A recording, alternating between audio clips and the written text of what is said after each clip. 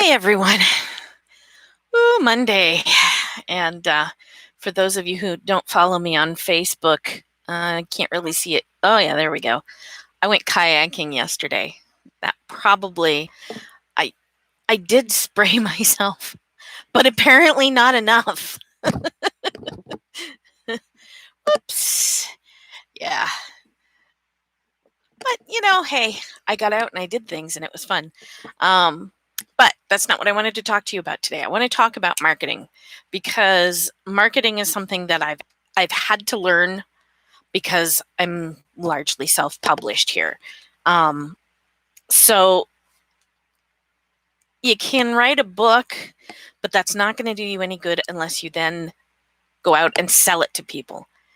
And it's hard, okay? Writing a book is really easy compared to selling one. Um, Selling is so difficult, and it's because when you're selling a book, it's not like you're selling somebody, like fiberglass siding. You're selling yourself, and none of us really are all that good at telling other people how awesome we are. It's easy to say, oh, well, that person over there is awesome. I love Stephen King. Robert Heinlein is a god. Me, I'm not very good at what I do. But you can't sell yourself doing that, and you can't sell your books doing that. So, the very first thing you have to do when you begin marketing your books, and by the way, that should begin about 3 months before your books are published, before they're made available to the public, because it takes time for people to get excited about something, and you need to build up to that. But when it's time to actually release your book in the wild, you have to sell yourself. So you have to be positive about yourself. You have to be positive about your writing. You have to be positive about your world, and you have to be positive about your characters. And over all of that, you have to be positive that you yourself can sell other people the thing which you are selling, which is your book and yourself. It's not easy. Most people I know who write because they don't deal as well with people as they might otherwise. And so the idea of selling myself to other people is really hard because no matter how many other people tell me that I'm saying the right thing, it feels like I'm lying to everyone. I'm not a good writer. I'm nervous all the time. I think some of my work is crap. I could have developed that character better, and the storyline wasn't as good as it could. If I had just revised it another 52 times, it could have been better. That's not what I do when I'm selling the book. Some things are easier than others, okay? I will tell you the cookbook has been an easy sell. It really has, in comparison to my fictional books, because I have a much larger audience. I have people that were in the initial blast, SCA and Ren Fair people. Here's how to cook things that will look good on your table. And then from there, all the people who are interested in historical cooking in general, all of the people who are interested in reenactment of any age, because it's all sort of interconnected. And from there, anybody who's into cooking at all, people who are into who are history nerds in general, people who have interest in a specific type of history, the people who are not reenactors, but who are preppers, who are into being able to do things the old fashioned way in case of emergencies. All these people are people who have an interest in my book. I had to identify all of the people who would be interested in reading my book. And here's a hint, I did a crappy job, and I have recently discovered a whole swath of people who I never marketed my cookbook to who have this huge interest in it. And so now I'm going back and fixing that. But you have to identify who your audience is, and not just your direct audience, but all of the little offshoots of that as well. People who like my vampire fiction are the same people who like Jim Butcher and I can't remember her name, but God, my brain. Anyway, people who write about vampires, people who write about supernatural stuff, supernatural fans, et cetera, et cetera. So you have to identify them. And once you identify them, you find out where they go to find out about books. And for me, a lot of my marketing has been done online because, well, it's free or very inexpensive, which means I can afford to do it. And it's also repeatable. So I can do it once, record it, and then send it out to people, which is a lot easier than trying to do things separately. But I did a press release the month that the book came out, the cookbook. Well, I did it for all of my books, but I did a bigger push on the cookbook because I thought it would be a harder sell, and that wasn't the case. But that's okay. Everything I've learned from here will get applied to all the other books that I write. So you need to write a letter to all your local newspapers, all your local magazines who have anything to do with, whether it's a bookstore magazine, or maybe if you're writing about gardening, you want to hit up gardening magazines.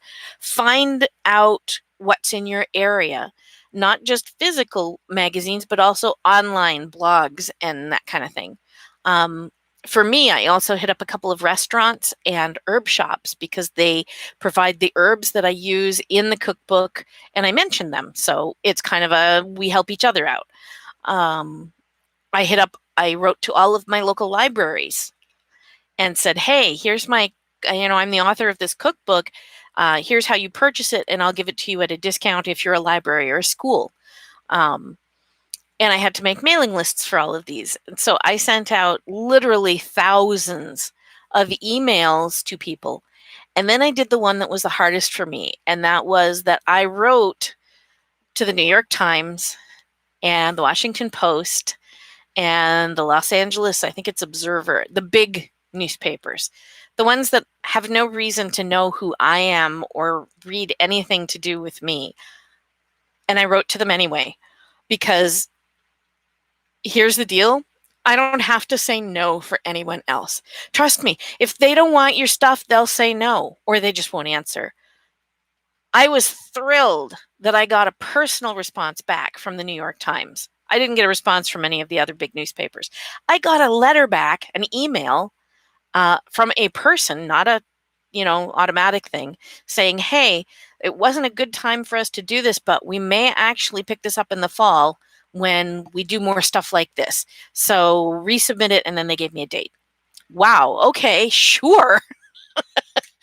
All of this sending stuff out, I sent it to our local newspapers here, who, of course, they like to do local interest stories. And so I got in the newspaper, and that led our local TV station to come and do a thing on me. If you go to my website, there's actually a link to the newspaper article in the Monadnock Ledger and the article on the Monadnock, oh heavens, now I can't remember the name of the darn channel, which I should say, WMUR anyway. The show is called, really and truly, I should know this, but the New Hampshire Chronicle, that was it. And it was the Monadnock Ledger newspaper. So those are both on my webpage, malisonsabo.weebly.com, if you want to go and check it out. The other thing that I do is when I'm talking to people and the subject of cooking comes up, I find a way to talk about my cookbook. And again, this is hard because who am I? But on the other hand, I got a letter from Jazz Townsend who said, oh, your cookbook looks really cool. I'm probably going to pick up a copy. Okay, maybe it was his secretary that sent it back to me. Maybe it was him. But the answer is that I got a response, and that was pretty awesome. Auntie Arwen was like, oh, this is cool. People who I consider big name reenactors and writers have looked at my book and said they really enjoyed it. And it's like, wow, I'm so happy. It's hard to sell yourself, but you have to do it. That's how your book is going to get sold. You can, if you want, spend money and purchase mailing lists. So there is a place you can go and buy a mailing list already pre-populated with all the information that you need to make up a automated email that goes out that has all of the New Hampshire libraries in it, or any state's libraries. And it's not that expensive in the grand scheme of things. It's like $100. I decided not to go that route because I didn't want to put any more money into the book than I thought I would get back. Now it turns out I got back significantly more than that, but I didn't know that going in. And so I didn't want to put more into advertising until I knew where I was going. I went the cheap route because I happened to have the time to sit down and assemble that list on my own. So I now have a finished list of all of the libraries and schools in New Hampshire, and it's catered to my writing. And so I don't need to pay anybody for it. But there are places you can go out and get that. And it can be very handy and a time saver if you happen to have that little bit of extra money and not that little bit of extra time. So that's definitely something to consider. Writing to all the newspapers, all of the places that do articles on stuff, local writers groups who might be interested in things, history teachers who, might be interested in doing something on my historical cookbook, summer schools that are doing a medieval or Renaissance period theme. I hit up everything that I could find, and I'm going to be selling some of my books at Ren fairs, which of course was the original place that it was designed to be sold. It takes some doing. It takes a lot of time and effort. And I felt resentful that it was taking away from my writing time that I was doing all this marketing, but now I split it up. I do marketing one day, I do writing the next, or I don't do writing the next, as has been the case for the last little while. But in any case, you just have to find the places that are going to be of interest. Libraries will buy your book. And honestly, if they won't buy it, it might be worthwhile to donate one of your books to your local library, simply because you're a local author. They will put your book out and highlight you as somebody who lives in the neighborhood. Oh, look, one of our people wrote this. And being able to get that little bit of exposure really makes a difference. Word of mouth is still the best way. If somebody is raving about your book, they loved all the characters, or they really enjoyed reading about it because it's set in Vancouver and they lived in Vancouver years ago, or the era that you were discussing was of interest to them. When they rave and review you, they share their enthusiasm and other people catch that. And you get the opportunity then to ride on that wave. And it makes it better for you as the person selling something. So if you haven't yet bought my cookbook, I will be at the Maine Renaissance Fair on July 17th and 18th and July 24th and 25th. That's in Acton, Maine, and you can look up the address and everything on my website. I will be at the encampment of the Brotherhood of the Arrow and Sword, and I'll be cooking and doing some sewing there.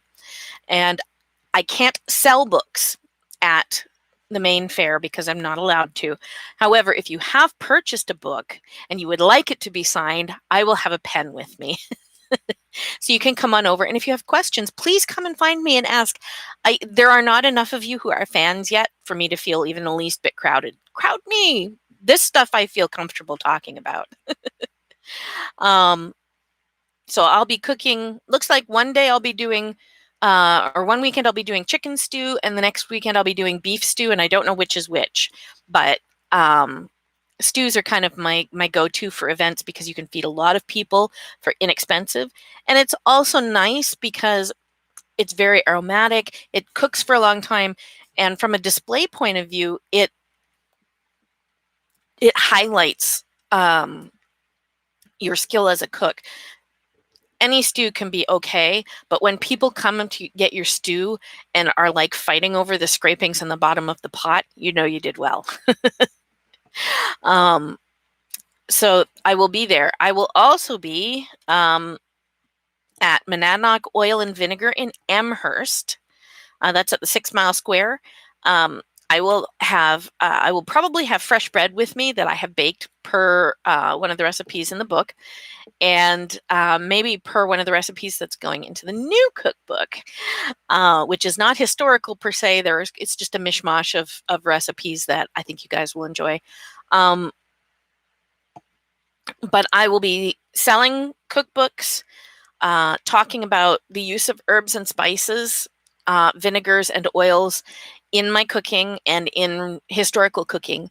And I'll have a display, although I can't do actual heated cooking on site because it's a store. I can't have a fire out there. Doesn't work that way. But I'll be there for most of the day. That's July 31st. And then I'll be at the Massachusetts Ren Fair on August 7th and 8th. That's at the Cummington Fairgrounds in Cummington, Mass. And I will be with Serenity and the Knights of Lord Talbot.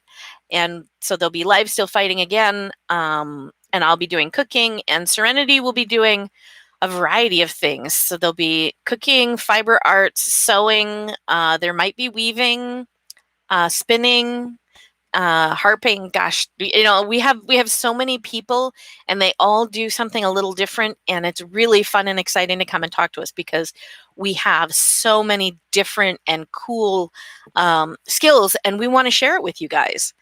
And so I will be selling books there and signing books there as well. The next thing I'll be at isn't until September 11th, and that's in Auburn at the Auburn Duck Race Day. And this is a whole day for their town to do fun stuff. And by the library, the Auburn Library, they have what they call Author Alley. And I happen to be one of the authors that was chosen to have a booth there. So I will have a 10 by 10 booth. I will have a table with all of my books for sale. And I will have some swag. So maybe some mugs with medieval woodcuts on them. And I'm hoping to have some mortars and pestles for sale. They'll be smaller and inexpensive, but the idea is to give everybody the chance to purchase something that they can take home and use with the book. Because if there's one thing I can tell people about my cookbook, it's that hand grinding your own spices makes such a huge difference that even if that's the only change you make, it's worth giving it a shot. So I'm getting a bulk order of these in, and I'm hoping they'll be in. They should be. I don't see why not. We're ordering in advance enough. But they'll be large enough to do a decent amount of spices, but not huge. They'll probably be $10, and you'll be able to take them home and use them to grind your own spices. I may or may not be at the Franklin Renaissance Fair. I'm still finding out about that. That's September 11th and 12th. Obviously, I won't be there on the 11th, but I may be there on the 12th. I will let you guys know. And September 25th is the Fitchburg Blacksmithing and Renaissance Festival, and I will definitely be at that with Serenity and the Knights of Lord Talbot and possibly a bunch of others. So I hope that I see many of you out there. Excuse me. And I hope very much that I'll get the opportunity to talk to you about cooking, about my cookbook and Renaissance cooking in general, and historical food nerdery. So come on out. If you have a book, bring it. I will be happy to sign it. I'm happy to answer any questions. And, if you're lucky, you'll get some swag to take home with you. So I love you guys, and I will see you next week, okay? Stay hydrated and stay in the shade. It's warm out there, folks.